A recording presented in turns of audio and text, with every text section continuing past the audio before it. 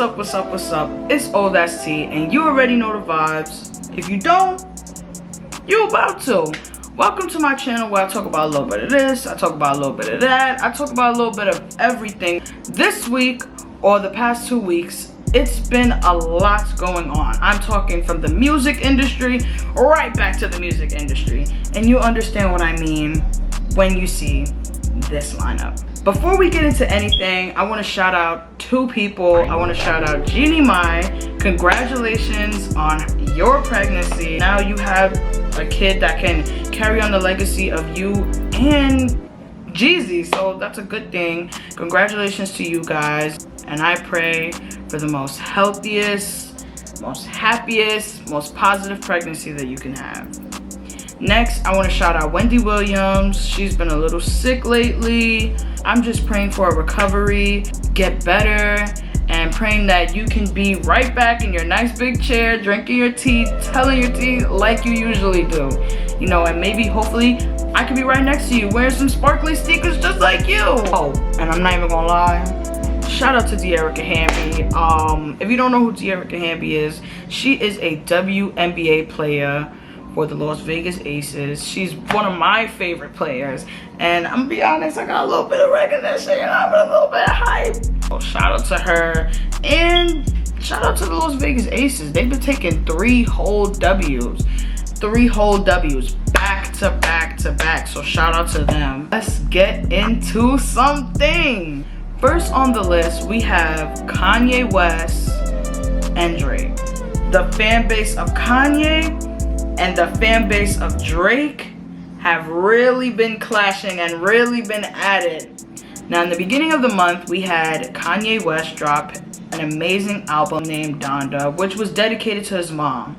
And honestly, if I had to give a real honest and genuine review, I'd say that the album was really good. You know, in this generation, we have a lot of rappers that lack, I don't want to say that lack consistency, because a lot of these rappers nowadays, they are consistent with the same sound because most of their songs have the same beat, the same kind of style, and the same theme. And with Kanye West, he's been consistent with bringing up new sounds in with the same voice, if you know what I mean. We know that voice that's rapping is Kanye West. We're not confused about who produced it, who wrote the song, who did what. We know that 100% it was Kanye West, and it was authentic to who he was. Not only that, like, he spoke about God, he spoke about making it out the hood, he spoke about, you know, just a little bit about a little, you know, rap, a little drill, a little something in there. And I feel like it was a good balance, because a lot of these rappers nowadays, they want to focus on one theme and one theme only, and that's like prevalent. You know, sometimes they can get a little annoying and repetitive, because it's like, you know what I mean? Like, I expected more. I want to listen to something new and innovative, and I want to hear different ways that you can change up your sound. Now, when it comes to Certified Lover Boy, I have my opinions about the album. I feel like it's a okay album. Like, I'm not gonna lie and pretend that I wasn't a Drake fan at one point. You know what I mean? Like, I'm not gonna lie and pretend that. But I have to be honest. Like, I feel like his music on the album was good. It's something to listen to when you're in your bag, something to listen to when you're feeling yourself. But I feel as though it is something that we have heard before, and I kind of want to hear Drake change the way his sound is. You know, in the beginning, Drake was kind of singing a lot, and he changed it to rapping more. And when he started doing that, everybody was like, oh my gosh, like, you hear this guy? Like, when Drake first came out and he started doing like I'm So Proud and all these other songs, like, he was just singing. But when he came out with Started From the Bottom, everybody was like, hold on, Drake, I didn't know that you could get like this. When you're producing an album and then it's years on years that you've been in the industry, we don't want to hear the same flow that we can attach to older songs and compare to now. You know what I mean? But other than that, I feel like both albums were both solid.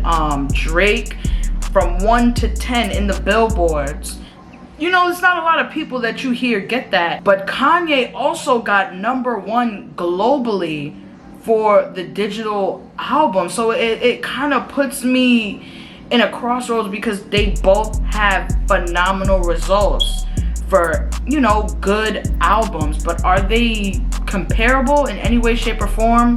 No, not at all. So let's get to the next topic. Next topic that we have here is 2K22. Now, there's been a whole thing going on between next gen and current gen. And I'm gonna be honest. I'm gonna be honest with you guys. I'm not even gonna lie. I am still on current gen. Now, do not attack me. This is not by choice, because trust me, if I was able to buy a PS5, trust me, I would have got it weeks, months, years ago.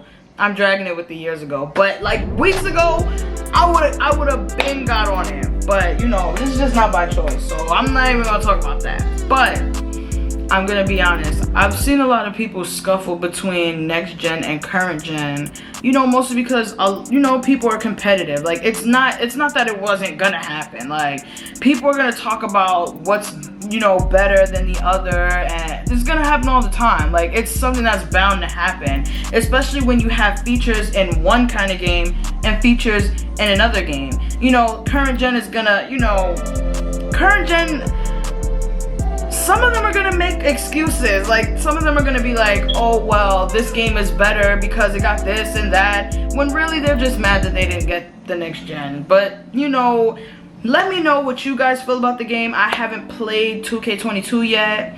I'm gonna be honest with you guys. I'm still stuck on 21. Like, I have yet to finish the game, and I'm not gonna play 2K22 if I haven't finished 2K21. It just doesn't make any sense to me. So I haven't looked at anything that's going on. I haven't watched any cutscenes, any videos of anybody, because I don't want to just be like, oh, this is good, and I haven't had the full experience. So yeah, you guys let me know in the comment section. Let me know how you guys felt about 2K22. If you thought it was really good on current gen, if you thought it was really good on next gen. If you even want to make the comparison and you play both, just let me know, because I really want to know, like, what's the difference between current and next. Like what's the big deal? Like, is there, like, should I, like, is it like really like a big, like, is 2K22 on next gen so amazing that I have to go and buy it next week?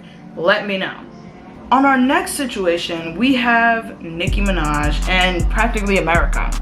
You know, YouTube has their little ways, so I'm not gonna say the actual word. I'm gonna need for you guys to do a little, you know, it's just like charades. I'm gonna need for you guys to use some context clues, okay? Nicki expressed her fears and her concerns about the, now if you don't know what that is, then I don't know what to tell you. I guess you had to skip a little further to figure out what else we talking about. But she discussed her fears and her opinions on how she feels about, and a lot of people attacked her because it didn't correspond with their beliefs. Now, one thing I noticed that a lot of things that Americans or like people in the industry like to do is, if you don't agree with something that you believe in, like, they attack you.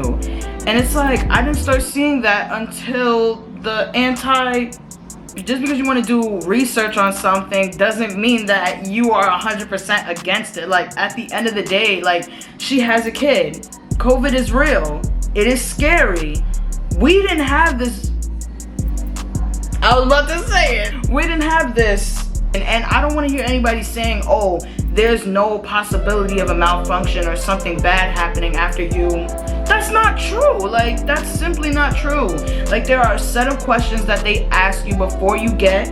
Obviously, they ask you that because if you say yes and, you know, they still give you there is a risk that comes with it. So it's like, you guys are attacking her because she is concerned for her health. It's not like she didn't say mask up. She most definitely said, even though I want to make sure I do my research on before I get it, Mask up, social distance, stay away from everyone, sanitize. What, you know what I'm saying? She said all of that, so I don't understand. Shouldn't you push for those people that haven't gotten it yet? Mask up, wash your hands, take care of yourself, because it's still a risk whether you have it or don't. You're forcing and scaring people, telling people they can't work if they don't. Like, that's not cool. You're putting fear into people's hearts. You're fear-mongering, America. That's what you're doing. You're fear-mongering. Anyway, to the next topic. I couldn't believe it. Soon as I bought my Cuban chick, she called me back.